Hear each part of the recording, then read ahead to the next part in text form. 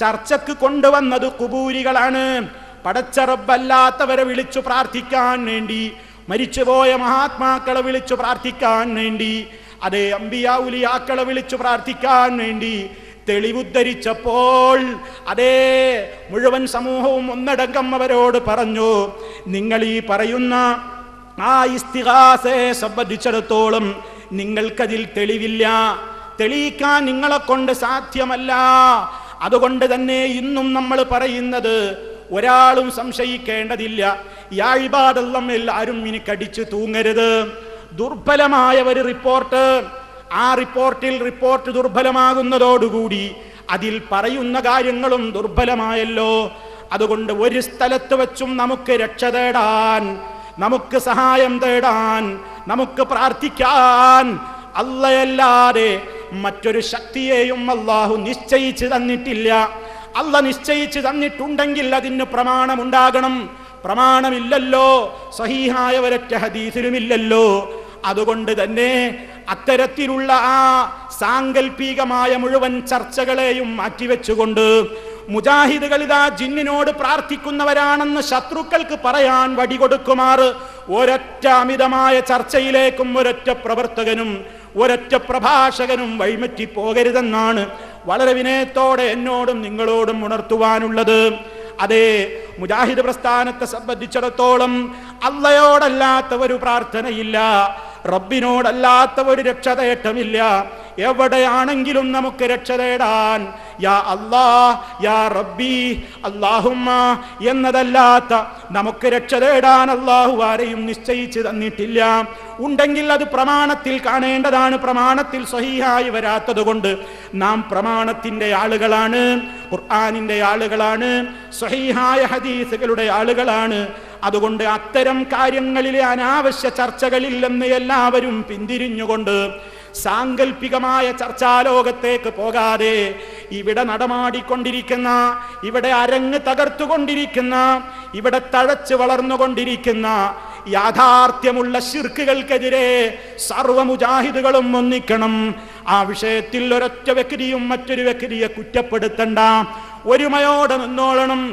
അതേ, ഹിജറയെ പറ്റി ഓർക്കുമ്പോ മക്കയിൽ നിന്ന് മദീനയിലേക്ക് എല്ലാം സഹിച്ചുപോയ സഹാബികളോട് അൻസാറുകളായ സഹാബികൾ കാണിച്ച സ്നേഹമില്ലേ? നമ്മെ പരസ്പരം തമ്മിലടിപ്പിക്കാൻ വേണ്ടി മെയിലുകൾ ഉണ്ടാകും, അതുപോലെ തന്നെ ദുഷ്പ്രചരണങ്ങൾ ഉണ്ടാകും. ഹുസൈൻ സലഫി ഇന്നത് പറഞ്ഞു, മറ്റേ വ്യക്തി ഇന്നത് പറഞ്ഞു എന്ന് പറയുന്നവരോട് ചോദിച്ചുറപ്പ് വരുത്തിയിട്ടല്ലാതെ പ്രചരിപ്പിക്കുന്ന ശൈലി ശരിയല്ല. അത് ഇസ്ലാമിനുമായിട്ട് മുൻഗാമികൾ തന്നെ നമുക്ക് പഠിപ്പിച്ചു തന്നതല്ലേ, ഖുർആൻ തന്നെ പറഞ്ഞതല്ലേ. ഊഹങ്ങളുടെ പിന്നാലെ പോകണ്ട. മുജാഹിദ് പ്രസ്ഥാനം അന്നും ഇന്നും നിലനിൽക്കുന്ന ഒരേ ഒരു ആദർശത്തിലാണ്. ആ ആദർശത്തിൽ തന്നെ എല്ലാവരും അടിയുറച്ചു ഒരേ കൊടക്കീഴിൽ ഈ തൗഹീദിന്റെ ഏറ്റവും വലിയ സംസ്ഥാപനത്തിന് വേണ്ടി അതേ ലാ തഹ്സൻ ഇന്നല്ലാഹ മഅനാ, എവിടെയും ദുഃഖിക്കരുതേ, നമുക്ക് അല്ലാഹുണ്ടെന്ന് പറയാൻ മാത്രമുള്ള ഒരു ഈമാൻ. അത് പറഞ്ഞാൽ റബ്ബിന്റെ സഹായം കിട്ടുമാറ് നമുക്കൊരു ശുദ്ധി, അത് മാനസികമായ ശുദ്ധിയായാലും ശാരീരിക ശുദ്ധിയായാലും ലൈംഗിക ശുദ്ധിയായാലും സാമ്പത്തിക ശുദ്ധിയായാലും ഏത് മേഖലയിലെ ശുദ്ധി നമുക്ക് ആവശ്യമാണോ ആ ശുദ്ധി നമുക്കുണ്ടായിട്ട് അല്ലാഹുണ്ട് നമ്മുടെ കൂടെ എന്നങ്ങ് പറഞ്ഞാൽ ഉടനടി റബ്ബിന്റെ സഹായം കിട്ടുമാറ് ഓരോ മുജാഹിദും ഉയരണം, ഓരോ മുജാഹിദും വളരണം. ജീവിതത്തിൽ വലിയ സൂക്ഷ്മത വേണം. നമുക്കാരോടും പകയില്ലല്ലോ, നമുക്കാരോടും വിദ്വേഷമില്ലല്ലോ. നാം ഹക്കല്ലേ പറയുന്നത്. ആ ഹക്കിന്റെ മാർഗത്തിൽ പ്രമാണങ്ങൾ മാറ്റുരച്ചു നോക്കിയിട്ട്, പ്രമാണങ്ങളുടെ അടിസ്ഥാനത്തിൽ ഏത് വ്യക്തി എന്ന് നോക്കിയിട്ടല്ല, പ്രമാണങ്ങളുടെ അടിസ്ഥാനത്തിൽ കൃത്യമായി കാര്യങ്ങളെക്കുറിച്ച് ചിന്തിച്ചുകൊണ്ട് ഒരുമയോടെ മുന്നോട്ട് പോകണമെന്നാണ് എനിക്ക് എന്നോടും നിങ്ങളോടും ഉണർത്താനുള്ളത്. ഇനി സഹോദരന്മാരെ, നാം ജീവിക്കുന്ന ഈ കാലഘട്ടത്തിൽ ഞാൻ നേരത്തെ പറഞ്ഞില്ലേ, അന്ധവിശ്വാസങ്ങൾ ഇങ്ങനെ തിമർത്താടുകയാണ്. നമ്മൾ ജീവിക്കുന്ന ഈ മാസം തന്നെയും മുഹറം മാസത്തെ കുറിച്ച് പോലും വളരെ മോശമായ ചിന്താഗതിയല്ലേ സമൂഹത്തിലുള്ളത്. എന്തൊരു പ്രശ്നം പറഞ്ഞാലും സമൂഹം പലപ്പോഴും പറയുന്നു മുഹറം 10 കഴിയട്ടെ, മുഹറം 10 കഴിയട്ടെ എന്ന ചിന്താഗതി ആരാ ഇവിടേക്ക് കൊണ്ടുവന്നത്? ഈ മാസം കാണുന്നത് പോലും അപകടമായിട്ടല്ലേ നമ്മുടെ കുടുംബത്തിലെ പലരും മനസ്സിലാക്കിയത്. അതെ, മറ്റു മാസങ്ങൾ കാണുമ്പോഴില്ലാത്ത ഒരു സൂക്ഷ്മത ഈ മാസപ്പിറവി കാണുമ്പോൾ വീടുകളിൽ നിന്ന് പണ്ട് കാലത്തൊക്കെ നിർദ്ദേശമുണ്ടായിരുന്നു, മോനെ മുഹറമാസമാണ്, തെങ്ങുവളപ്പിൽ നിന്നുകൊണ്ട് നോക്കരുത്, മാവിൻ കൊമ്പിന്റെ ഇടയിലൂടെ കാണരുത്, പുലാക്കൊമ്പിന്റെ ഇടയിലൂടെ കാണരുത് മോനെ, പുറത്തേക്ക് ഇറങ്ങിക്കോ, പാടത്തേക്ക് ഇറങ്ങിക്കോ, മരങ്ങളില്ലാത്ത അതല്ലെങ്കിൽ പുഴവക്കിലേക്ക് ഇറങ്ങിക്കോ, കാരണം ഈ മാസം കാണുമ്പോ മറഞ്ഞു കണ്ടാൽ അപലക്ഷണമാണ്, മറഞ്ഞു കണ്ടാൽ ഈ കൊല്ലം മുഴുവൻ അപകടമാണ് എന്ന് മനസ്സിലാക്കിക്കൊണ്ട് ഈ മാസത്തെക്കുറിച്ച് അന്ധമായ വിശ്വാസം പ്രചരിപ്പിച്ചു. ഷിയാക്കളല്ലേ ഇതിന്റെ പിന്നിലുള്ളത്? കേരളത്തിൽ ഷിയാക്കളില്ലല്ലോ, പിന്നെ എവിടെ നിന്ന് ഈ വിശ്വാസം വന്നു? അതേ, നവോത്ഥാനത്തിന്റെ ഒരു നൂറ്റാണ്ട് ചർച്ച ചെയ്യുമ്പോൾ മുജാഹിദുകളെ പഠിക്കണം, ഈ കേരളത്തിലേക്ക് ഷിയായിസം എന്ന വിത്ത് നട്ടത് ആരാണ്? ഇന്നും കാണുന്നില്ലേ കൊണ്ടോട്ടിയിൽ തലയുയർത്തി നിൽക്കുന്നവർ ദർഗ? ആ ദർഗയുടെ വ്യക്തി ആരാണ്? അതേ, ഷീഈ വിശ്വാസിയായിരുന്ന മുഹമ്മദ് ഷാ തങ്ങൾ എന്ന് പറയുന്ന വ്യക്തി. അയാൾ ബോംബെ വഴി ഇങ്ങോട്ട് കേരളത്തിലേക്ക് കൊണ്ടോട്ടിയിൽ വന്ന് താമസമുറപ്പിച്ചില്ലേ? അയാൾക്ക് അന്നൊരു പ്രത്യേകമായ ത്വരീക്കത്തുണ്ടായി. കൊണ്ടോട്ടി കൈക്കാരെന്നാണ് അവരറിയപ്പെട്ടത്. അവർക്കന്ന് കള്ളു കുടിക്കൽ വരെ ഹലാലായിരുന്നു. അന്നവരെ എതിർക്കാൻ വേണ്ടി പൊന്നാനിയിൽ മഹ്ദൂമി തങ്ങന്മാരുണ്ടായിരുന്നു. അങ്ങനെ രണ്ടു കൂട്ടരും കൊമ്പുകോർത്തു. മനസ്സിലാക്കണം മുസ്ലിം കേരളത്തിന്റെ ചരിത്രം. 921 മുമ്പ് കേരളം എത്ര സുന്ദരമാണ്, കേരളം എത്ര ശാന്തമാണ്, കേരളം എത്ര നല്ല രാജ്യമായിരുന്നു. മുജാഹിദുകൾ വന്നതിന്റെ ശേഷം കേരളത്തിൽ പള്ളി പൂട്ടാൻ തുടങ്ങി, പ്രശ്നങ്ങളുണ്ടായി, ഭിന്നിപ്പിക്കലുണ്ടായി എന്ന് പറയുന്നവരെ ഈ ഉള്ളവൻ കേട്ടിട്ടുണ്ട്. ഈ ഉള്ളവന്റെ നാട്ടിലെ മഹല്ലിൽ നിന്ന് മുജാഹിദുകളുടെ തർക്കം കാരണത്താലല്ല, മിമ്പറിൽ നിന്ന് വെള്ളിയാഴ്ച ഖുതുബയോതുന്ന ഖതീബിനെ പിടിച്ചിറക്കിയ ചരിത്രമുണ്ടായി. പട്ടാളക്കാര് പള്ളി പൂട്ടിയ ചരിത്രമുണ്ട്. എന്താ തർക്കം? സുന്നി മുജാഹിദ് തർക്കമല്ല, കൊണ്ടോട്ടിക്കൈക്കാരും പൊന്നാനിക്കൈക്കാരും തർക്കമാണ്. കൊണ്ടോട്ടിക്കൈക്കാര് പാട്ടുപാടി, മുഹമ്മദ് ഷാ വലിയുള്ളാഹ് മുരീദന്മാർക്ക് അദാബില്ല. മുഹമ്മദ് ഷാ അല്ലാഹുവിന്റെ ഔലിയയാണ്, അയാളിൽ വിശ്വസിക്കുന്ന മുരീദന്മാർക്ക് ഒരിക്കലും അദാബ് കിട്ടൂല. അപ്പൊ ഇപ്പുറത്ത് പൊന്നാനി കൈക്കാരി തിരുത്തി ഗണ്ണനം പാട്ട് പാടി, മുഹമ്മദ് ഷാ വലി അല്ല മുരീദന്മാർക്കതാബെല്ലാം. മുഹമ്മദ് ഷാ വലിയല്ല, മുഹമ്മദ് ഷായുടെ വലിയകൾക്ക് മുരീദന്മാർക്കാണ് എല്ലാ അദാബും ഇറങ്ങുക. പക്ഷേ കുറെ കഴിഞ്ഞപ്പോ കൊണ്ടോട്ടി കൈക്കാർ ആധിപത്യം നേടി. ആ ആധിപത്യം നേടിയത് കൊണ്ടാ ഇന്നും കൊണ്ടോട്ടി നേർച്ച നടക്കുന്നത്. കൊണ്ടോട്ടി നേർച്ച നടക്കുന്നൊരു ഷിയാക്കളാണോ? എല്ലാവരും പോയി കൊടുക്കുന്നില്ലേ?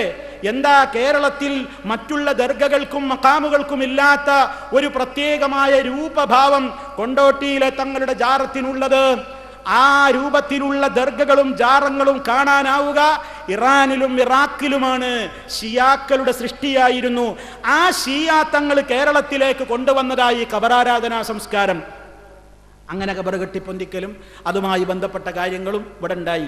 അക്കൂട്ടത്തിൽ കയറിപ്പറ്റിയതായി മുഹറത്തെക്കുറിച്ചുള്ള ദുഷിച്ചാചാരങ്ങൾ. മുഹറം 10 കഴിയട്ടെ, ഷിയാക്കളെ വിശ്വാസാണ്. എന്താ കാരണം? മഹാനായ ഹുസൈൻ റളിയല്ലാഹു തആല അൻഹു അതിദാരുണമായി വെള്ളം പോലും കിട്ടാതെ കൊല്ലപ്പെട്ടത് ഒരു മുഹറം 10-നായിരുന്നു. അതുകൊണ്ട് അന്നത്തെ ദിവസം ഉൾക്കൊള്ളുന്ന മുഹറം 10 ദുഃഖാചരണത്തിന്റെ ദിവസമാണ്. അതുകൊണ്ട് ഇന്ത്യ രാജ്യത്തും ലോകാടിസ്ഥാനത്തിലുമൊക്കെ ഷിയാക്കൾക്ക് മെജോറിറ്റിയുള്ള ഭൂരിപക്ഷമുള്ള സ്ഥലങ്ങളിലൊക്കെ അവരതാ ആയുധമേന്തിക്കൊണ്ട് മുഹറം 10 എന്ന് നെഞ്ചത്തടിക്കുന്നു. ആണും പെണ്ണുമൊക്കെ കൈകളിൽ ചങ്ങലയും ബ്ലേഡും ഫിറ്റ് ചെയ്തിട്ട് മാറത്തടിച്ചുകൊണ്ട് രക്തം ഒലിപ്പിക്കുന്നു. ചങ്ങലകൾ കൊണ്ട് ശരീരത്തിൽ വേദനിപ്പിക്കുന്നു. കത്തികൾ എടുത്തുകൊണ്ട് ശരീരത്തിൽ നിന്ന് ചോര പൊട്ടിക്കുന്നു. യാ ഹുസൈൻ എന്ന് വിളിച്ചു മാറത്തട്ടഹസിച്ചുകൊണ്ട് ആ പേരിൽ അഗ്നി ഉണ്ടാക്കിയിട്ട് അതിലേക്ക് എടുത്തു ചാടുന്നു. ഈ രൂപത്തിലുള്ള പിഴച്ച വിശ്വാസങ്ങൾ ബോംബെയുടെ തെരുവീതികളിൽ നിങ്ങൾക്ക് കാണാം. ഇന്ത്യ രാജ്യത്തിന്റെ വിവിധ ഭാഗങ്ങളിൽ കാണാം. കേരളത്തിൽ എവിടെയെങ്കിലും ഉണ്ടോ എന്ന് എനിക്കറിയില്ല. ഏതായിരുന്നാലും ഈ ഷീഈ വിശ്വാസം ഈ സമൂഹത്തിലേക്ക് കൊണ്ടുവന്നത് ഇവരാണ്. ഇവരുടെ കൂടെ കയറി വന്ന കുറെ വിശ്വാസങ്ങളുണ്ട്.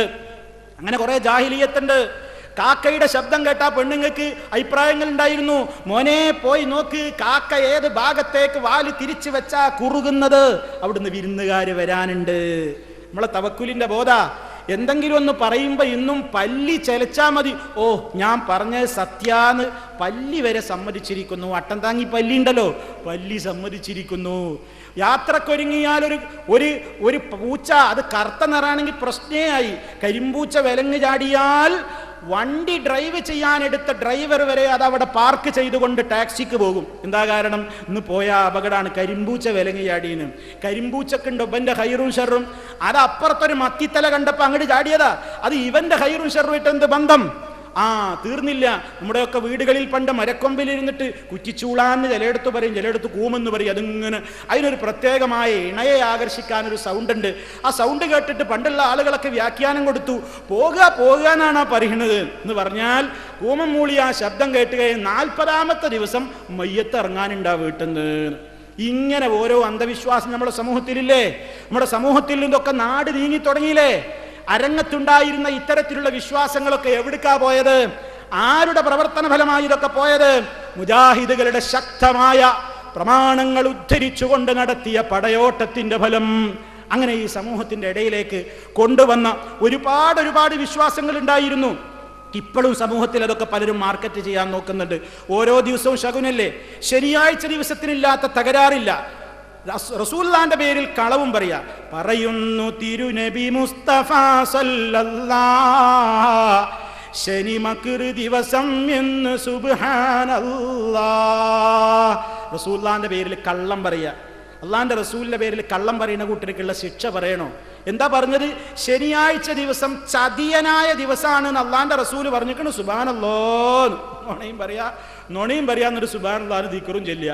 തീർന്നില്ല. ചതിച്ചിട്ടുമുണ്ടൊരു 7 പേര് ദിവസമിൽ, ഒരു 7 പേരെയുമെന്നു വന്നു ഹദീസതിൽ. അന്നത്തെ ദിവസം 7 ആൾക്കാർ 7 ആളെ ചതിച്ചിട്ടുണ്ട്. അതുകൊണ്ട് ശനി ആകെ മോശാണ്.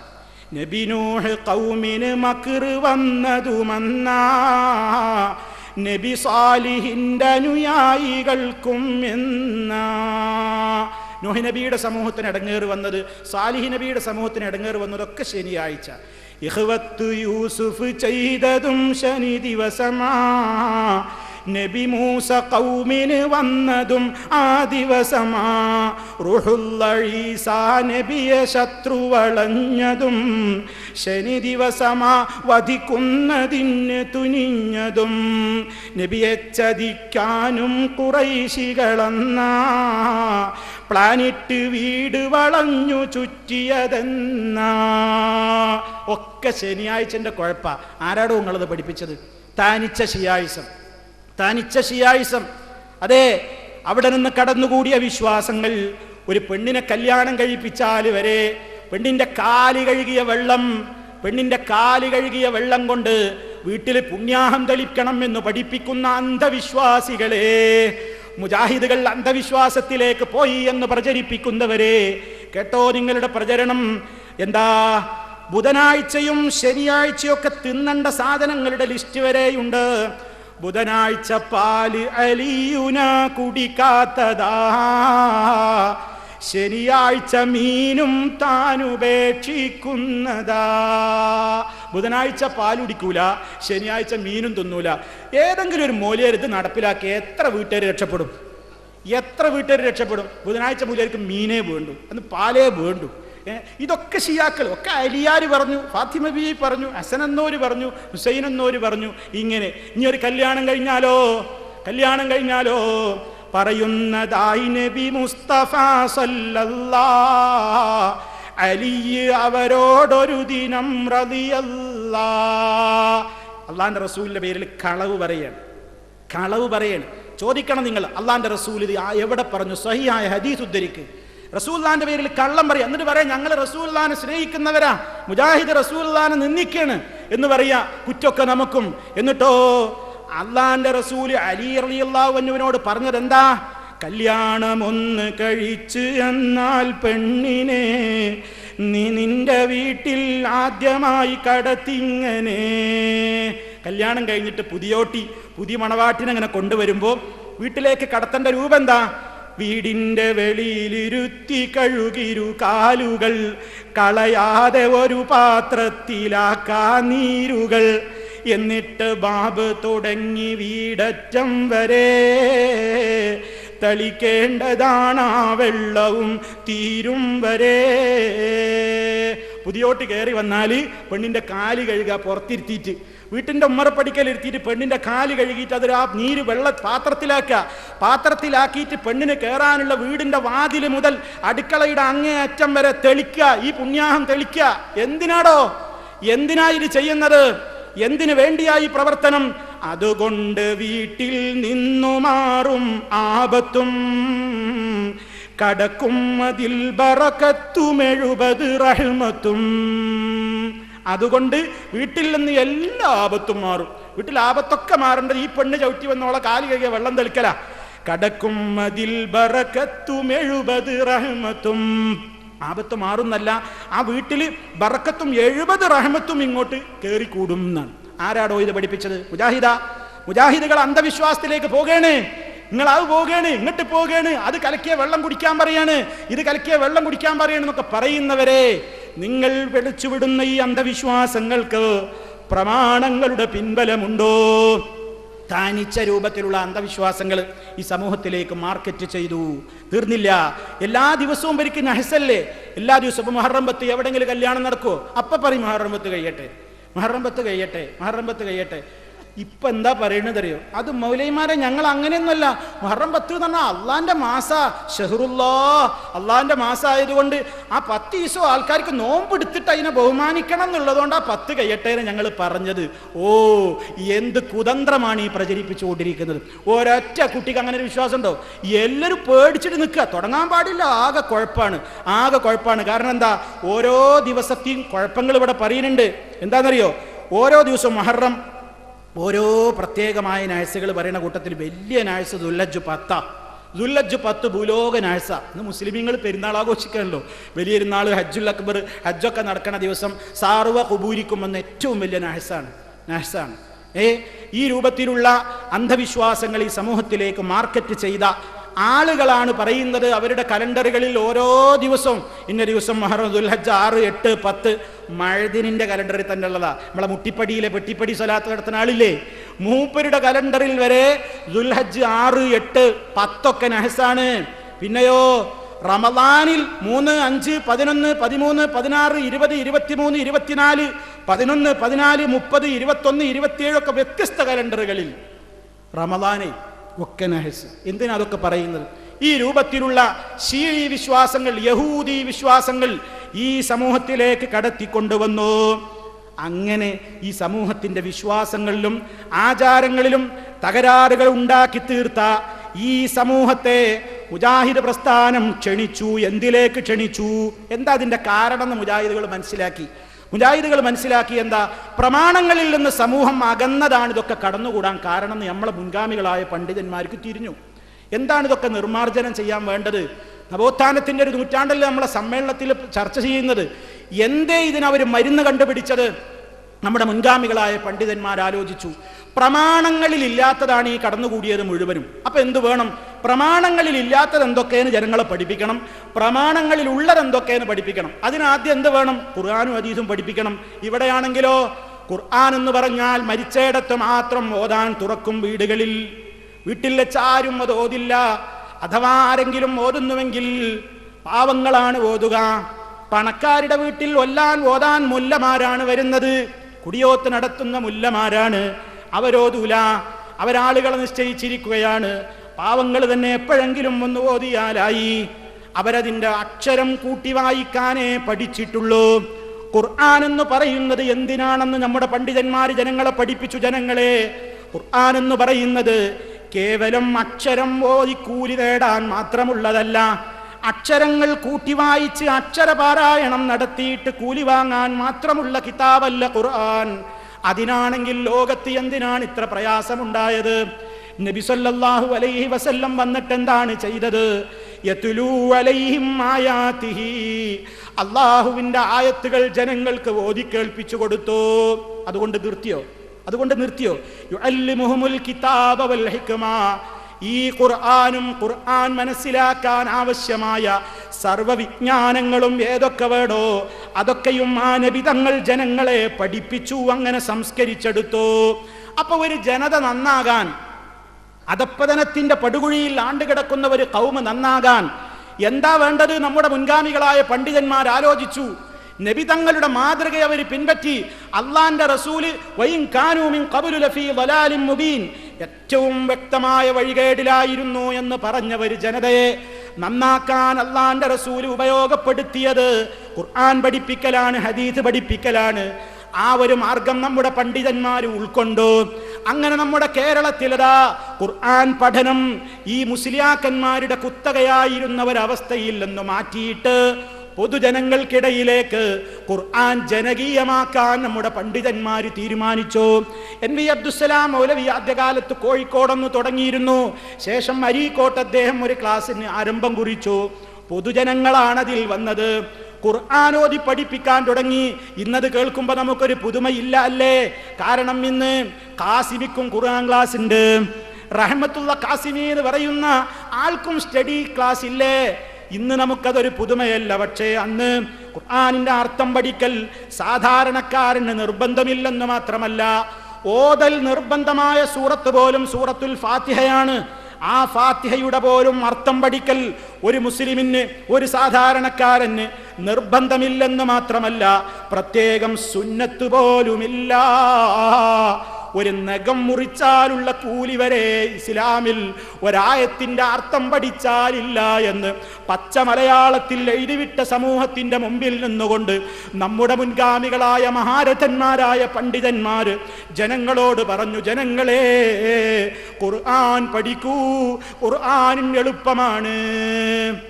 അവരെ നായത്തോതി സ്ഥാപിച്ചു. വലഖദ് യസ്സർനൽ ഖുർആന ലിദ്ദിക്രി ഫഹൽ മിൻ മുദ്ദക്കിർ. ചിന്തിക്കാനും പഠിക്കാനും ഈ ഖുർആനിനെ നാം എളുപ്പമാക്കിയിരിക്കുന്നു. ചിന്തിക്കുന്നവരുണ്ടോ? ആലോചിക്കാൻ ആളുണ്ടോ? പഠിക്കാനുണ്ടോ? സമൂഹത്തെ ഖുർആൻ ക്ലാസുകൾ സംഘടിപ്പിച്ചപ്പോൾ അന്നത്തെ മുല്ലമാര് പറഞ്ഞു, അയ്യോ ഞങ്ങൾ ഖുർആൻ പിഞ്ഞാണത്തിൽ എഴുതി എന്നാണ് മൗലൈമാരുടെ ആക്ഷേപം. ഇപ്പോഴിതാ മൗലൈമാര് ഖുർആൻ ക്ലാസ്സിലാക്കിയിരിക്കുന്നു. ക്ലാസും ഗ്ലാസും തമ്മിലെ അർത്ഥഭേദം പോലും അറിയാത്ത ഒരു തലതിരിഞ്ഞ പൗരോഹിത്യം അന്ന് അങ്ങനെ കളിയാക്കിയെങ്കിൽ കാലം കുറെ പിന്നിട്ടപ്പോൾ അവർക്കും ക്ലാസ് തുടങ്ങി, സ്റ്റഡി സെന്ററുകൾ തുടങ്ങി. അൽഹംദുലില്ലാ. പക്ഷെ മനസ്സറിഞ്ഞ് അൽഹംദുലില്ലാ പറയാൻ കഴിയണില്ല. കാരണം എന്താ? ഇവര് ഖുർആൻ പഠിക്കണ്ടെന്ന് ആദ്യം പറഞ്ഞു. ഖുർആൻ പരിഭാഷപ്പെടുത്തിയപ്പോൾ അത് കടലിൽ താഴ്ത്തണം എന്ന് പറഞ്ഞു. ഖുർആന്റെ പരിഭാഷയ്ക്ക് എതിരാണെന്ന് പറഞ്ഞു. ഇപ്പോഴും എന്താ വാദം? ഖുർആൻ പരിഭാഷ നിഷിദ്ധം തന്നെ, സംശയമൊന്നുമില്ലാന്നാ. ഖുർആൻ പരിഭാഷ നിഷിദ്ധം തന്നെ. ഖുർആൻ പരിഭാഷപ്പെടുത്തിയ KV പടുജാഹിൽ തന്നെ, അദ്ദേഹം കാഫിർ തന്നെ, കുഫിരിയത്തിലേക്ക്, എയർപോർട്ടിലേക്ക് എന്നാ പറഞ്ഞു. ഇതൊക്കെ പറഞ്ഞിട്ട് പണ്ട് ചർച്ച ചെയ്തിട്ടില്ലേ? അതൊന്നുമല്ല, കാഫിറും മുർത്തദ്ദുമാണ് എന്ന് തന്നെയാ പറഞ്ഞത്. എന്തിന്റെ പേരിൽ? ഖുർആൻ പരിഭാഷപ്പെടുത്തിയതിന്.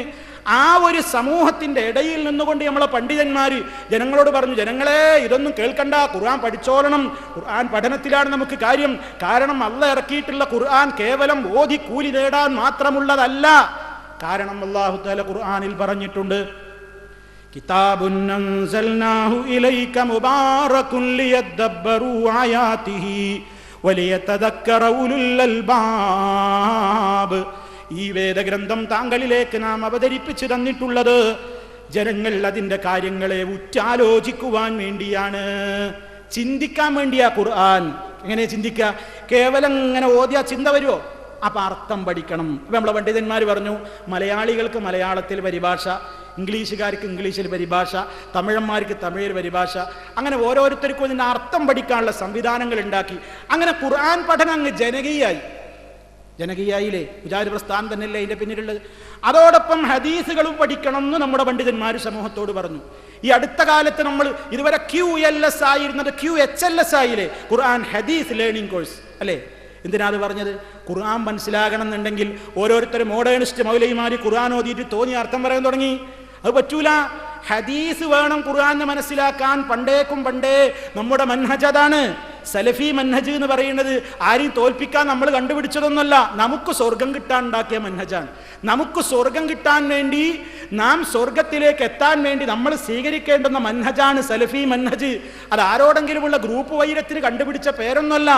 ഖുർആനും ഹദീസും ഒക്കെ മനസ്സിലാക്കേണ്ടത് അവരവരുടെ ബുദ്ധി വെച്ചിട്ടല്ല, അത് പ്രമാണങ്ങളുടെ പിൻബലത്തോടെ വളരെ കൃത്യമായി കണിശമായി മുൻഗാമികളായ ആദ്യ നൂറ്റാണ്ടുകാരായ റസൂൽ സല്ലല്ലാഹു അലൈഹി വസല്ലമിൽ നിന്ന് ഇസ്ലാം കേട്ട സ്വഹാബത്ത് കേട്ട് പഠിച്ച് വിശ്വസിച്ച് ആചരിച്ചതുപോലെ ഖുർആനിനെയും ഹദീസിനെയും ഇസ്ലാമിനെയും ആചരിക്കണം, പഠിക്കണം, മനസ്സിലാക്കണം. അതിൻ്റെ പേരാ മൻഹജുസ് സലഫ്. അതിൻ്റെ ആൾക്കാരാ മുജാഹിദീങ്ങൾ. നമ്മൾ അങ്ങനെയാ സമൂഹത്തെ പഠിപ്പിച്ചത്. അപ്പൊ സമൂഹത്തിന്റെ മുമ്പിൽ കൃത്യമായ ദിശാബോധം നമ്മൾ കൊടുത്തു. എന്ത്? ഖുർആൻ പഠിക്കണം, ഹദീസ് പഠിക്കണം. അങ്ങനെ അത് ജനകീയമായപ്പോൾ അതുവരെ പഠിക്കരുത്, പാടില്ല എന്ന് പറഞ്ഞ് പുറംതിരിഞ്ഞു നിന്നവരൊക്കെയും പഠന സംരംഭങ്ങൾ തുടങ്ങി. അപ്പൊ രണ്ട് കുഴപ്പമുണ്ടായി. എന്താ രണ്ട് കുഴപ്പം? ശരിക്കും ശ്രദ്ധിച്ചോളി. നമ്മളെ പണ്ഡിതന്മാർ ജനങ്ങളെ ഖുർആനിലും ഹദീസിലൊക്കെ കൊണ്ടുവന്നപ്പോൾ രണ്ട് വിഭാഗം ആൾക്കാർ ഉള്ളിൽക്കൂടെ പണിയെടുത്തു. ഒരു വിഭാഗം ആരാ? അവർ ഖുർആന്റെ പരിഭാഷ അവർ എഴുതി, പക്ഷെ ദുർവ്യാഖ്യാനിച്ചു. ഖുർആന്റെ പരിഭാഷ എഴുതിയിട്ട് ദുർവ്യാഖ്യാനിച്ചു. പാടില്ല എന്ന് പറഞ്ഞു. ഒരു പരിഭാഷ എഴുതിയിട്ട് പറഞ്ഞു, ഇയ്യാക നഅ്ബുദു വഇയ്യാക നസ്തഈൻ, നിന്നെ ഞങ്ങൾ ആരാധിക്കുന്നു, നിന്നോട് സഹായം തേടുന്നു. മാത്രം കാണാല്ല. കുഴപ്പമൊന്നുമില്ല, അച്ഛൻ തെങ്ങുമെന്ന് വീണിരിക്കണ തലല്ല എന്ന് മാത്രം എന്ന് പറഞ്ഞില്ലേ.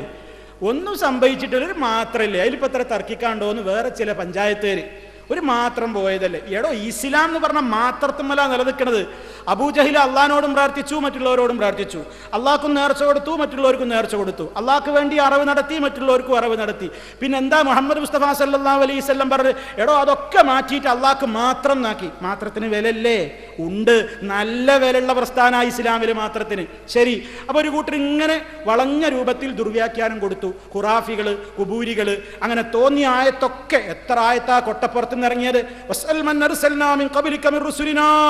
അതേ മരിച്ചുപോയ മഹാത്മാക്കൾ, അമ്പിയാക്കളെ വിളിച്ച് പ്രാർത്ഥിക്കാൻ ഖുർആനിൽ തെളിവുണ്ട്. ഇതുവരെ ഓതാത്ത ആയത്ത് കൊട്ടപ്പുറത്തുനിന്ന് ഓതി. ഒന്നല്ല, അള്ളാഹു അല്ലാത്തവരെ വിളിച്ചു പ്രാർത്ഥിക്കാൻ തെളിവായി നൂറുകണക്കിന് ആയത്തുകൾ ഞാൻ ഓതി എന്നൊക്കെ അവകാശവാദം ഉന്നയിച്ച്. അത് ഖുർആനിൽ എന്തായാലും ഉണ്ടാവില്ലല്ലോ. അപ്പൊ അതെന്തായിരിക്കും? ദുർവ്യാഖ്യാനിച്ചതാന്ന് ഉറപ്പല്ലേ? അങ്ങനെ ഒരു കൂട്ടം കുബൂരികൾ, പുരോഹിതന്മാർ ഒരു ഭാഗത്ത്, വേറൊരു കൂട്ടരുണ്ട് ഇറങ്ങി.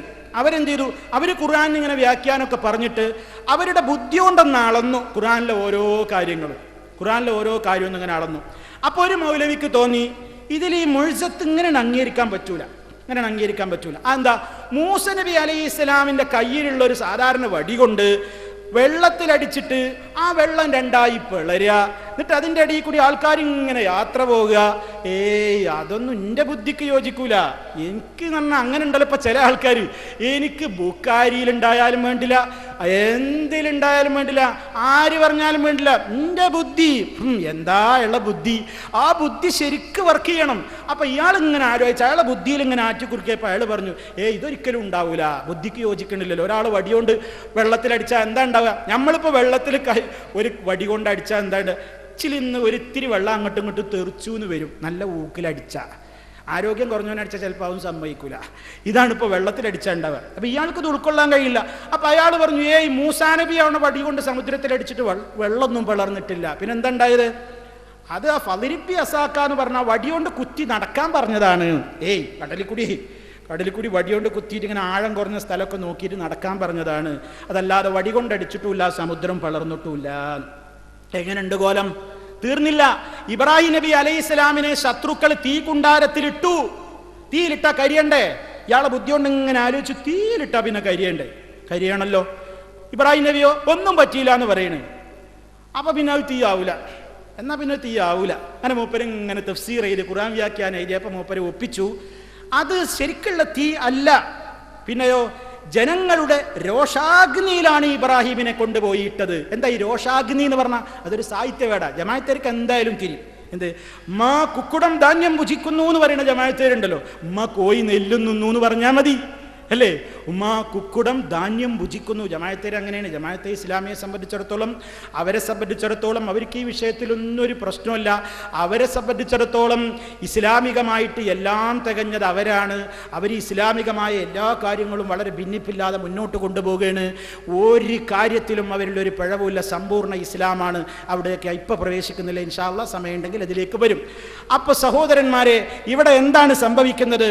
ഖുർആനിനെ പഠിക്കാൻ പാടില്ല എന്ന് പറഞ്ഞ കക്ഷികൾ പഠിക്കാൻ തുടങ്ങിയപ്പോൾ ഒരു കൂട്ടർ ഇങ്ങനെ ദുർവ്യാഖ്യാനം, വേറൊരു കൂട്ടർ മുഴ്സത്തൊക്കെ നിഷേധിക്കുക.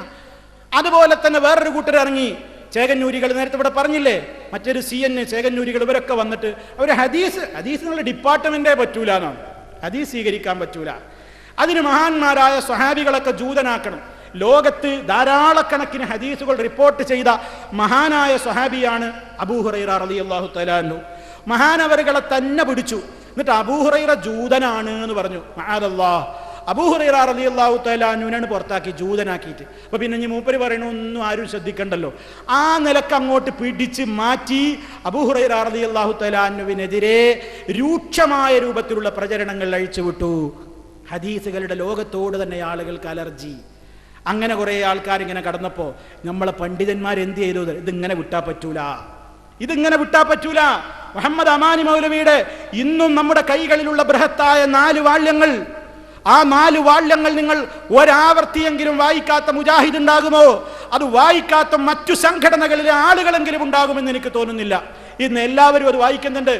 ആ ഖുർആൻ വ്യാഖ്യാനം നിങ്ങൾ എടുത്തു നോക്കൂ. ഈ രൂപത്തിലുള്ള 2 വിഭാഗത്തിനും ശക്തമായ ഖണ്ഡനം കൊടുത്തത് കാണാം.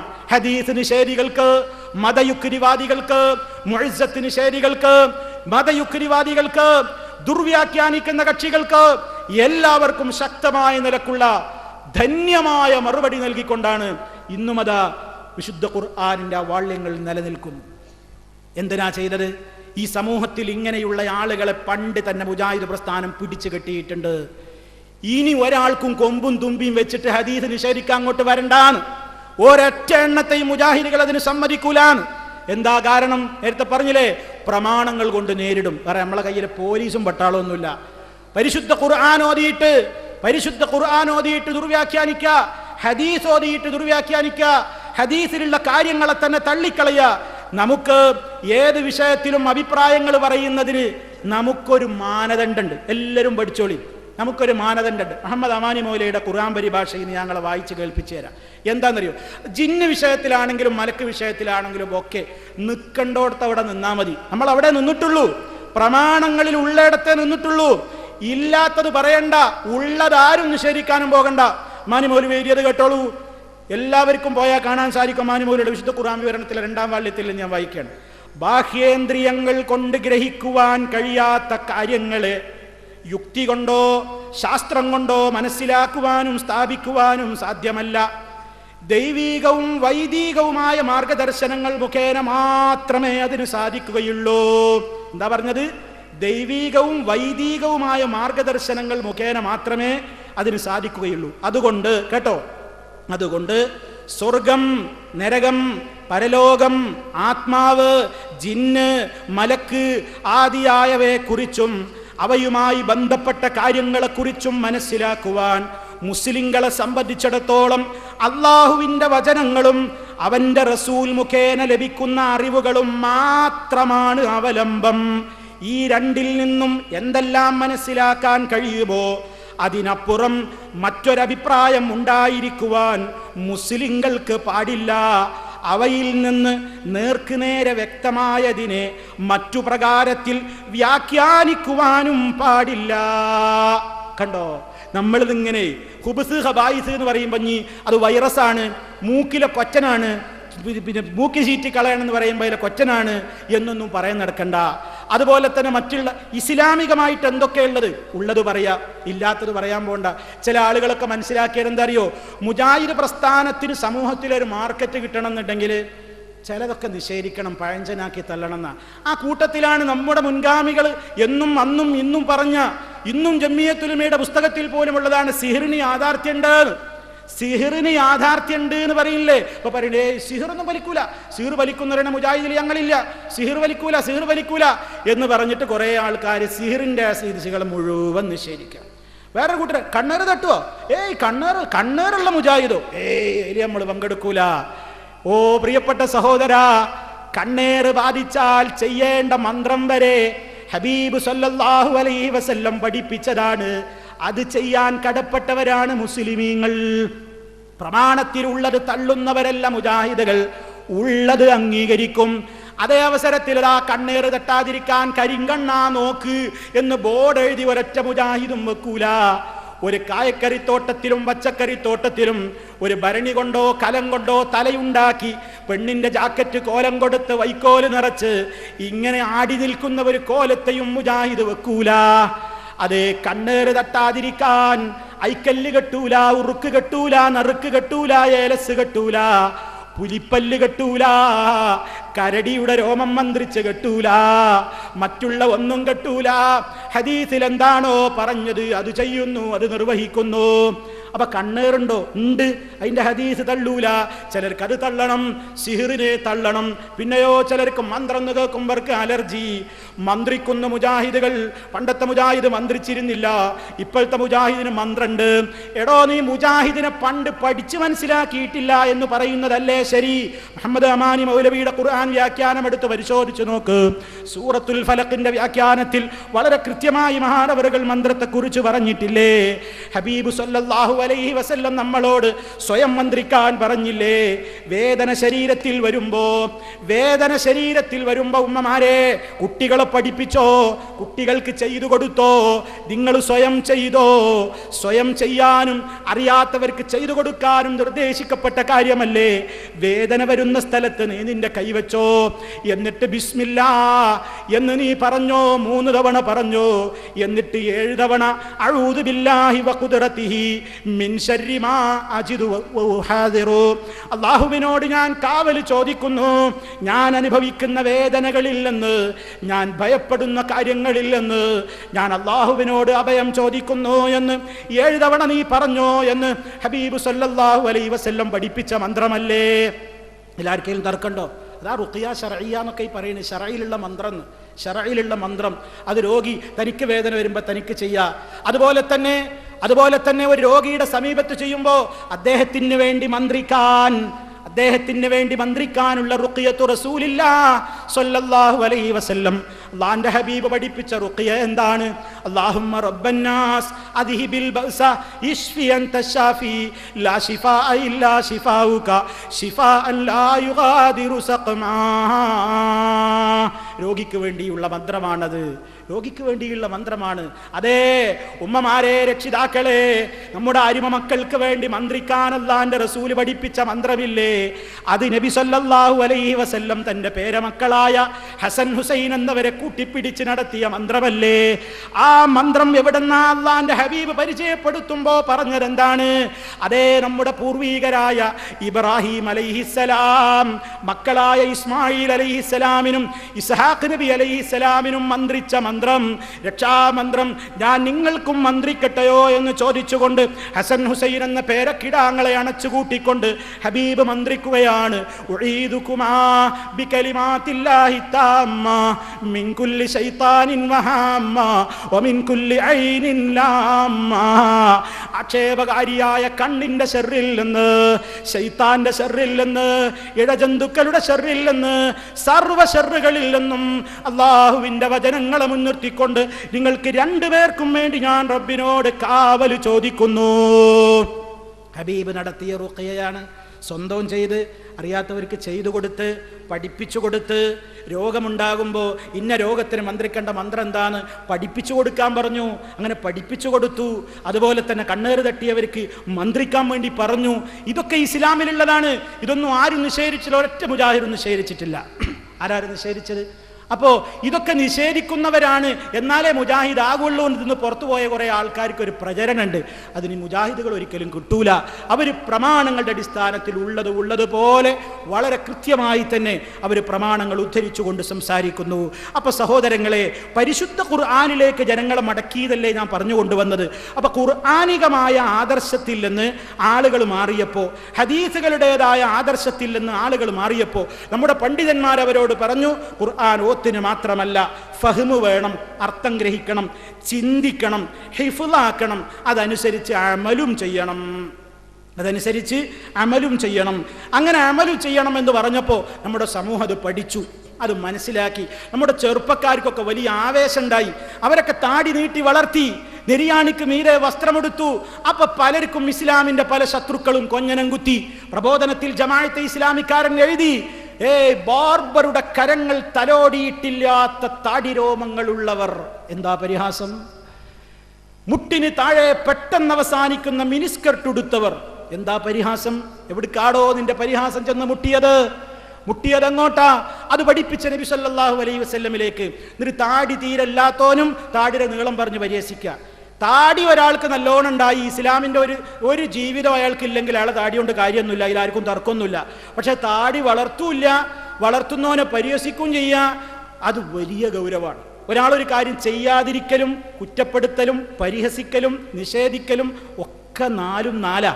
എല്ലാവരും മനസ്സിലാക്കിക്കോളിൻ. ഞാനൊരു കാര്യം ചെയ്തില്ല, എന്നാൽ എനിക്ക് അതിൻ്റെ ശിക്ഷ ഉണ്ടാവും, അത്രേ ഉണ്ടാവുള്ളൂ. ഗൗരവം കുറച്ച് പറയല്ല. ഞാനത് ചെയ്തില്ലെങ്കിൽ എനിക്ക് അതിൻ്റെ ശിക്ഷ ഉണ്ടാവും. അള്ളാഹ് പറഞ്ഞൊരു കാര്യം ഞാൻ അനുസരിക്കുന്നില്ലേ, എന്നാൽ എനിക്ക് അതിൻ്റെ ശിക്ഷ ഉണ്ടാവും. പക്ഷെ അത് ചെയ്യുന്നൊരുത്തനെ പരിഹസിച്ചാലോ ഗൗരവം കൂടാണ്. പരിഹസിക്കൽ വേറെ, അഹങ്കരിക്കൽ വേറെ, ധിക്കാരം വേറെ, നിഷേധഭാവം വേറെ. ഒരാളിപ്പം മറന്നുകൊണ്ട് ഇടത്തെ കൈ കൊണ്ട് വെള്ളം കുടിച്ചു, ഒരു വലിയ വിഷയമല്ല, അവനെ ഓർമ്മപ്പെടുത്തണം. ഇടത്തെ കൈ കൊണ്ട് കുടിക്കരുതിട്ടാ, ഇടത്തെ കൈ കൊണ്ട് തിന്നരുത്, വലത് കൈ കൊണ്ടാണ് തിന്നേണ്ടത്, വലത് കൈ കൊണ്ടാണ് കുടിക്കേണ്ടത് പറഞ്ഞ് മനസ്സിലാക്കി കൊടുക്കുക. അതേ അവസരത്തിൽ ഒരുത്തൻ ഇടത്തെ കൈ കൊണ്ട് ഇങ്ങനെ കുടിക്കുമ്പോൾ അവനോട് പറഞ്ഞു ഇടത്തെ കൈ കൊണ്ട് കുടിക്കല്ലേ. വലിയൊരു ഇസ്ലാം വന്നിരിക്കണം. ഇസ്ലാമിൽ എന്തുമാത്രം വൃത്തിയുള്ള മത, ഈ ചാറും ചോറും കൂട്ടിപ്പഴക്കെ ഈ കൈ കൊണ്ട് ഗ്ലാസ് പിടിച്ച അയ്യയ്യേ ഇതെന്തൊരു വൃത്തികേടാണ് എന്ന് പറഞ്ഞാലോ പരിശോധിക്കണം. അവൻ്റെ കാര്യം പരിശോധിക്കണം, അവൻ്റെ കാര്യം നല്ലോണം പരിശോധിക്കണം. നമ്മൾ അബ്ദുള്ളക്ക് പറ്റിയത് അതാ. ഏതബ്ദുള്ള? പല അബ്ദുള്ളമാരുണ്ട്.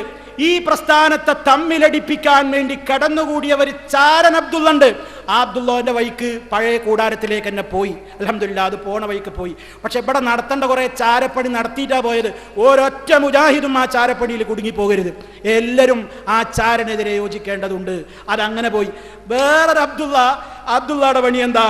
ആ അബ്ദുള്ള വന്നിട്ട് പറയാണ്, ഇപ്പൊ ചില ചെറുപ്പക്കാർക്ക് ജിന്നുബാധയേറ്റും സലഫിസം മസ്തിഷ്കത്തിൽ കയറിയിട്ടുമാണ് ഗൾഫിൽ നിന്ന് തിരിച്ചു വരുന്നത്.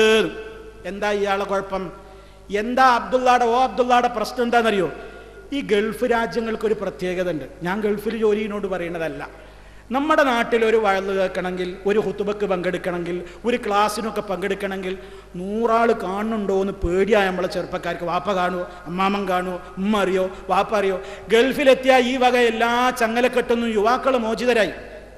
നല്ല കാര്യത്തിനും അങ്ങനെ തന്നെയാണ്, ചീത്ത കാര്യത്തിനും അങ്ങനെ തന്നെ കേട്ടോ. അല്ലാഹു നമ്മളെ എല്ലാ ചെറുപ്പക്കാരെയും നല്ല മാർഗത്തിൽ ഉറപ്പിച്ച് നിർത്തട്ടെ. അവിടെ വന്ന് നന്നായി ചീത്തയാകുന്നവരുണ്ട്, വളരെ മോശമായി വളരെ അധപ്പതിക്കുന്നവരുണ്ട്, വളരെ നന്നായി മുത്തഖികളായി ജീവിക്കുന്നവരുണ്ട്. അപ്പോൾ അവിടെ പോയിട്ട് തിരിച്ചു വരുമ്പോൾ ഇവിടുന്ന് താടിയൊന്നുമില്ല, ക്ലീൻ ഷേവൊക്കെ ആയ ആൾക്കാർ, അല്ലെങ്കിൽ ഈ ചെറിയ താടിയൊക്കെ ആയിട്ട് പോകുന്നവർ അവിടെ എത്തിയിട്ട് ഈ ആയത്തും ഹദീസും ഖുതുബയും ക്ലാസ്സും ഒക്കെ കേൾക്കുമ്പോൾ ഗൾഫ് രാജ്യങ്ങളിലെ ഇസ്ലാഹി സെൻ്ററുകളുടെ നമ്മുടെ പ്രബോധകന്മാരുടെയൊക്കെ പ്രവർത്തന ഫലമായിട്ട് അവരുടെ ഉള്ള അറിവിൻ്റെ അടിസ്ഥാനത്തിൽ അവർ ക്ലാസ്സുകളെടുക്കും. ജനങ്ങളൊക്കെ ജോലി കഴിഞ്ഞത് കേൾക്കാൻ വരും, കാസറ്റുകൾ കേൾക്കും, CD കൾ കേൾക്കും. അവർക്ക് വലിയ സ്നേഹമായി ഹബീബിനോട്. അങ്ങനെ ഹബീബിനോട് സ്നേഹമായപ്പോൾ അവർ താടി നീട്ടി, വസ്ത്രം മേലോട്ട് കയറി. അവർ നാട്ടിലേക്ക് വന്നപ്പോൾ അബ്ദുള്ള വിചാരിച്ചത് ജിന്നു കൂടി വരികയാണ്. അബ്ദുള്ളയുടെ ധാരണ എന്താ? ജിന്നു കൂടുക എന്ന് പറഞ്ഞാൽ താടി നീളലാണ്, വസ്ത്രം നെരിയാണിക്ക് മീതെ കയറലാണ് അബ്ദുള്ളയുടെ വാദം. ഈ കേട്ടോളി മൂപ്പരെ പരിഹാസം. മതിയായ രീതിയിൽ മുഖക്ഷൗരം ചെയ്യാനും മുടിവെട്ടിക്കാനും അവസരം ലഭിക്കാതെ തബ്ബാഖ് വിസയിൽ അറബിസ്ഥാനിൽ എത്തുന്ന ഇവർക്ക് താടിയും തലമുടിയും ഒരു അനുഗ്രഹമായി ഭവിക്കുന്നു. താടി വളർന്ന ഇവർ പെട്ടെന്ന് അതീവ ഭക്തരായി മാറുന്നു. നാട്ടിൽ തിരിച്ചെത്തുന്നതാവട്ടെ ജിന്നുബാധയേറ്റും സലഫിസം മസ്തിഷ്കത്തിൽ കയറിയും. അബ്ദുള്ളയുടെ ജിന്നിസവും സലഫിസവും എന്നൊക്കെ പറഞ്ഞാൽ എന്താ? താടി നീള, വസ്ത്രം നിര്യാണിക്ക് മീതാവ്. നീ കേട്ടോളി. അതോടെ വലത് കൈ കൊണ്ട് ചോറ് കഴിക്കുന്ന ആള് വെള്ളം കുടിക്കാൻ ഇടത് കൈ ഉപയോഗിക്കുന്നതോടെ പ്രവാചകചര്യ തിരസ്കരിച്ചവനായി മാറുന്നു. അപ്പൊ അബ്ദുള്ള എന്താ പറയണത്? അപ്പൊ അബ്ദുള്ളയുടെ വാദം എന്താ? വലത്തെ കൈ കൊണ്ട് ചോറുന്നുമ്പോ ഇടത്തെ കൈ കൊണ്ടേ കുടിക്കാവൂന്ന അബ്ദുള്ളയുടെ വാദം. അതിനെതിരെ ഗൾഫിൽ നിന്ന് ക്ലാസ് കേട്ട ചെറുപ്പക്കാർ വന്നിട്ട് വലത്തെ കൈ കൊണ്ട് ചോറ് തിന്നുമായി തന്നെ അതേ കൈ കൊണ്ടനോ വെള്ളം കുടിക്കാൻ കണിശതുണ്ട്. അതിനെന്താ കുഴപ്പം? ജിന്ന് കൂടിയതാണേ, ജിന്നാണേ, സലഫിസം മസ്തിഷ്കത്തിൽ കയറിയതാണേ. ഓന്റെ അബ്ദുള്ള, പല അബ്ദുള്ളമാരും സമൂഹത്തിൽ കഴിഞ്ഞു പോയില്ലേ? ഒരു അബ്ദുള്ള അള്ളാന്റെ റസൂലിന്റെ കാലത്തും സുയിപ്പുണ്ടാക്കിയിട്ടുണ്ട്. അബ്ദുല്ലാഹിബ്നു ഉബയ്യിബ്നു സുലൂല്. എന്തൊരു യോജിപ്പായി 3 പേരിനൊന്നറിയോ? അൽഹംദുലില്ലാഹ്, ഓരോന്നും ചേരേണ്ടിടത്ത് തന്നെ അള്ള ചേർക്കണത്. അള്ള നന്നാക്കട്ടെ, ഹിദായത്ത് കൊടുക്കട്ടെ എന്ന് ദുആ ചെയ്യണം. സഹോദരന്മാരെ, പ്രവാചക ചര്യയോട് വിമുഖത കാട്ടുന്നവൻ സ്വാഭാവികമായും നമ്മിൽ പെട്ടവനല്ലാതായി മാറുന്നു. എന്നിട്ടോ മുഖക്ഷൗരം ചെയ്യുന്നവനും, അതായത് ജമാഅത്തേരാകുമ്പോൾ കുറച്ചൊന്ന് സാഹിത്യം ഉണ്ടാവും, താടി പഠിക്കുന്നു എന്ന് പറഞ്ഞാൽ മതി. മുഖക്ഷൗരം ചെയ്യുന്നവനും, അപ്പോൾ ബാർബർ എന്നൊന്നും ഒരു വരില്ല, ക്ഷുരകൻ, എടോ ക്ഷുരക ഇന്ന് നീ ഷോപ്പ് തുറക്കുമോ എന്നൊക്കെ ആയിരിക്കും ചോദിക്കുക. ശരി, മുഖക്ഷൗരം ചെയ്യുന്നവനും ഓണാഘോഷത്തിൽ പങ്കെടുക്കുന്നവനും അമുസ്ലിം സുഹൃത്തുക്കളെ ഇഫ്താറിലേക്ക് ക്ഷണിക്കുന്നവനുമെല്ലാം നരകത്തിൽ സ്വന്തം ഇരിപ്പിടം നേരത്തെ കണ്ടെത്തിക്കൊള്ളട്ടെ എന്ന് പ്രവാചകൻ താക്കീത് ചെയ്തവരുടെ പട്ടികയിൽ അക്ഷരക്രമം തെറ്റിച്ച് മുൻനിരയിൽ എത്തിപ്പെടുന്നു. എന്തൊക്കെ ഇപ്പോൾ ഇവിടെ ഇയാൾ കളിയാക്കിയത്? താടി വടിച്ചാൽ അതിനെ കുറ്റപ്പെടുത്താൻ പാടില്ല. ഓണാഘോഷം അങ്ങനെയാണോ? നമ്മുടെ നാട്ടിലെ ഡോക്ടറില്ലേ, MESന്റെ ഡോക്ടർ പറഞ്ഞു എല്ലാവരോടും, ഒരൊറ്റ പണ്ഡിതന്മാർ ഓണാഘോഷിക്കണം എന്ന് 10 കൊടുക്കില്ല, ഞാനിതാ കൊടുക്കണം. എൻ്റെ എല്ലാ സ്കൂളിലും നാളെ മുതൽ ഓണാഘോഷം വേണം. നടത്തിക്കോ. ഇസ്ലാമികമായ യഥാർത്ഥമായ വഴിത്താരയില്ലെന്ന് നിങ്ങൾ പണ്ടും പുറത്തന്നെയല്ലേ, യഥാർത്ഥമായ റൂട്ടിൽ നിങ്ങളല്ലാത്തോണ്ട് തന്നെയല്ലേ ഞങ്ങൾ വേറെ പ്രവർത്തിക്കുന്നത്. അപ്പൊ ഈ സമൂഹത്തിലേക്ക് കണിശത, അതൊക്കെ തീവ്രവാദം. ഓണാഘോഷിച്ചാൽ എന്താ, അതിനിപ്പോൾ എന്താ കുഴപ്പം? ഒന്നാണ് അത്തപ്പൂക്കൾ ഇട്ടാൽ എന്താ കുഴപ്പം? ഒന്നാണ് സ്റ്റാർ തൂക്കിയാൽ എന്താ കുഴപ്പം? ഇങ്ങനെയൊക്കെ ചോദിച്ച് അതിനൊക്കെ താടി വടിച്ചാൽ അതൊന്നും ഒരു വലിയ വിഷയാക്കണ്ട എന്നിങ്ങനെ പറഞ്ഞിട്ട് അവസാനം ഇതിനെപ്പറ്റിയൊക്കെ കളിയാക്കിയിട്ട് മുമ്പ് പറയണ്, ഇവിടെ ഇൻസിൻ്റെ തല കത്തുമ്പോൾ ജിന്നിൻ്റെ നൃത്താണിതൊക്കെ. ഇൻസ് ഇവിടെ തല കത്തേണ്, 100 കൂട്ട പ്രശ്നങ്ങളുകൊണ്ട് തല കത്തേണ്. അപ്പോൾ ഇവിടെ ജിന്നിൻ്റെ വിളയാട്ടം. ഈ രൂപത്തിൽ സ്വഹീഹായ ഹദീസുകളോട് എത്ര ഹദീസുകളെ ഒരൊറ്റ കണ്ണികയിലൂടെ എത്ര ഹദീസുകളെ അബ്ദുള്ള തോട്ടിലേക്ക് വലിച്ചെറിഞ്ഞു. നിസ്സാരാണോ പ്രശ്നം? അബ്ദുള്ളക്ക് താടി വടിക്കാനും സ്വാതന്ത്ര്യമുണ്ട്. ഇന്ത്യ രാജ്യത്തിന് സ്വാതന്ത്ര്യമുണ്ട്. ആരും പിടിച്ചിട്ട് നിങ്ങളെ താടി നീട്ടി വളർത്തൂല, ആരും പിടിച്ച് വടിക്കൂല. ഇന്ത്യ രാജ്യത്തിന് സ്വാതന്ത്ര്യമുണ്ട്, നിങ്ങൾക്ക് എങ്ങനെയും നടക്കാം. പക്ഷേ ഹബീബായ നബി സല്ലല്ലാഹു അലൈഹി വസല്ലമിന്റെ ഒരു സുന്നത്തിനോട് അതേ പുച്ഛഭാവവും പരിഹാസഭാവവുമാണ് നിലനിൽക്കുന്നതെങ്കിൽ നബി സല്ലല്ലാഹു അലൈഹി വസല്ലമിന്റെ കാലത്തതാ ഒരാൾ വലത്തെ കൈകൊണ്ട് ഭക്ഷണം കഴിക്കുന്നതിന് പകരമായി ഇടത് കൈകൊണ്ട് ഭക്ഷണം കഴിക്കുന്നത് കണ്ടപ്പോൾ ഹബീബ് സല്ലല്ലാഹു അലൈഹി വസല്ലം ആ മനുഷ്യനോട് വിളിച്ചു പറഞ്ഞു, ഓ സുഹൃത്തേ, ഇടത്തെ കൈകൊണ്ട് കുടിക്കല്ല, തിന്നല്ല, വലത് കൈകൊണ്ട് ഭക്ഷിക്കൂ എന്നങ്ങ് പറഞ്ഞപ്പോൾ അയാൾ ധിക്കാര സ്വരത്തിൽ പറഞ്ഞു, എനിക്ക് സാധ്യമല്ല. എന്തുണ്ടായി? സഹാബത്ത് പറയുന്നു, ആ ധിക്കാര മനസ്ഥിതി കാണിച്ച ആ മനുഷ്യൻ പിന്നെ മരണം വരെ അയാളുടെ കൈ പിന്നെ വായയിലേക്ക് വലത്തെ കൈ പൊങ്ങിയിട്ടില്ല, വലത് കൈ അങ്ങ് തളർന്നുപോയി. കാരുണ്യത്തിന്റെ പ്രവാചകൻ സ്വന്തം ശരീരത്തിൽ കഴുത്തിൽ മുണ്ടിട്ട് വലിച്ചപ്പോൾ അറാബിയോട് കയർത്ത് സംസാരിക്കാതെ പൊറുത്തു കൊടുത്ത റസൂലുള്ളാഹി സ്വല്ലല്ലാഹു അലൈഹി വസല്ലം തന്റെ നേരെ അക്രമങ്ങൾ അഴിച്ചുവിട്ട സമൂഹത്തെ എന്തും ചെയ്യാനുള്ള അധികാരം കയ്യിൽ കിട്ടിയ നേരത്തും ഒന്നും ചെയ്യാതെ വെറുതെ വിട്ട ഹബീബ് സ്വല്ലല്ലാഹു അലൈഹി വസല്ലം താൻ പഠിപ്പിച്ച ഇസ്ലാമിന്റെ അള്ളാന്റെ വഹി അനുസരിച്ചു പഠിപ്പിച്ച ഒരു സുന്നത്തിനോട് കൊഞ്ഞനം കുത്തിയവനെതിരെ എങ്കിൽ നിനക്കിനി കഴിയാതിരിക്കട്ടെ എന്ന് നബി സല്ലല്ലാഹു അലൈഹി വസല്ലം അങ്ങ് പറഞ്ഞപ്പോൾ ആ മനുഷ്യന്റെ കൈ അങ്ങ് കുഴഞ്ഞുപോയി. മരണം വരെ വലത്തെ കൈ കൊണ്ട് പിന്നെ ആ മനുഷ്യന് ഭക്ഷണം കഴിക്കാൻ സാധ്യമായിട്ടില്ല. ഇതെന്റെ ഉമ്മാര് കുട്ടികളെ പഠിപ്പിക്കണം, രക്ഷിതാക്കൾ മക്കളെ പഠിപ്പിക്കണം, സ്വന്തം ജീവിതത്തിൽ കൊണ്ടുവരണം. അറിയാതെ ഒരു കാര്യം ചെയ്യലും അറിഞ്ഞുകൊണ്ടൊരു കാര്യത്തെ നിഷേധിക്കലും പുച്ഛിക്കലും പരിഹസിക്കലും ഇകഴ്ത്തി കാണിക്കലും രണ്ടും രണ്ടാണെന്ന് പ്രമാണങ്ങളുടെ വെളിച്ചത്തിൽ സർവ്വ മുസ്ലിമീങ്ങളും പഠിച്ചു വെച്ചോളണം. മുജാഹിദ് പ്രസ്ഥാനം മതാജനങ്ങളോട് പറയുന്നത് പ്രമാണത്തിലേക്ക് തിരിച്ചു വിളിച്ചു, ഖുർആനിലേക്ക് തിരിച്ചു, ഹദീസിലേക്ക് തിരിച്ചു. ഇത് പറ്റില്ല എന്ന് പറഞ്ഞ് പുറത്തുപോയ പല ആളുകൾക്കും സിറാത്ത് പാലം പരലോകത്തുണ്ടെന്ന് പറഞ്ഞപ്പോ കളിയാക്കി. മീസാൻ എന്ന തുലാസോ അംഗീകരിക്കൂല. അള്ളാന്റെ റസൂൽ ഇസ്രാ മിറാജ് പോയി എന്നോ അതൊക്കെ സ്വപ്നം, കേവലം സ്വപ്നാടനം എന്ന് പറഞ്ഞു. പലതിനെയും പറഞ്ഞു. അതെ, പലതിൻ്റെയും അർത്ഥം കൊടുക്കുമ്പോൾ കൊതുകുകൾ എന്ന് പറഞ്ഞു, ബാക്ടീരിയ എന്നർത്ഥം പറഞ്ഞു, വൈറസുകൾ എന്നർത്ഥം പറഞ്ഞു, മാലിന്യങ്ങൾ മാത്രം എന്നർത്ഥം പറഞ്ഞു. അമാനി മൗലവി നേരത്തെ പറഞ്ഞില്ലേ, പ്രമാണങ്ങളിൽ ഉള്ളത് അതേപോലെ തന്നെ നേർക്കുനേരെ മനസ്സിലാക്കുകയല്ലാതെ മറ്റ് വേറെന്തോ ആണ് ഉദ്ദേശമെന്ന് മറ്റു പ്രകാരത്തിൽ വ്യാഖ്യാനിക്കാനും പാടില്ല, ഇല്ലാത്തതൊന്നും ഇതിലേക്ക് കടത്തി കൊണ്ടുവരാനും പാടില്ല. നമ്മൾ മനസ്സിലാക്കണം. ഇസ്ലാമികമായിട്ടുള്ള മുജാഹിദ് പ്രസ്ഥാനത്തിൻ്റെ കണിശമായ നിലപാടാണ്. ആ നിലപാടിൽ നിന്ന് ആര് തെറ്റിപ്പോയോ അവിടെ പിഴവുകൾ ഉണ്ടാകും, ആര് തെറ്റിപ്പോയോ അവിടെ വ്യതിയാനങ്ങൾ ഉണ്ടാകും. ആ വ്യതിയാനങ്ങൾ സൂക്ഷിക്കാനാണ് മുജാഹിദ് പ്രസ്ഥാനം ജനങ്ങളോട് പറഞ്ഞുകൊണ്ടിരിക്കുന്നത്. അപ്പൊ സഹോദരങ്ങളെ, മുജാഹിദ് പ്രസ്ഥാനം മർമ്മത്തിലാണ് കൈവച്ചത്. ഏത് മർമ്മം? ജനങ്ങളെ അധപ്പതിച്ച ജനങ്ങളെ നന്നാക്കിയെടുക്കാനുള്ള മാർഗം ജനങ്ങളെ പ്രമാണങ്ങളിലേക്ക് ക്ഷണിക്കലാണ്. അങ്ങനെ പ്രമാണങ്ങളിലേക്ക് ക്ഷണിച്ചപ്പോൾ സമൂഹത്തിൽ വലിയ മാറ്റങ്ങൾ ഉണ്ടായി, വലിയ മാറ്റങ്ങൾ ഉണ്ടായി. അങ്ങനെ കൃത്യമായ രൂപത്തിൽ സമൂഹം ഇസ്ലാം എന്താണെന്ന് പഠിക്കാൻ തുടങ്ങി. അങ്ങനെ സമൂഹത്തിൻ്റെ ഇടയിൽ മാറ്റങ്ങൾ ഉണ്ടായപ്പോൾ പിന്നെ നമ്മളെപ്പറ്റി കൃത്രിമമായ ആരോപണങ്ങൾ പറയലല്ലാതെ നിവൃത്തിയില്ല എന്ന് ശത്രുക്കൾക്ക് മനസ്സിലായി. അതുകൊണ്ടാണ് പലരും പലതും പറഞ്ഞത്.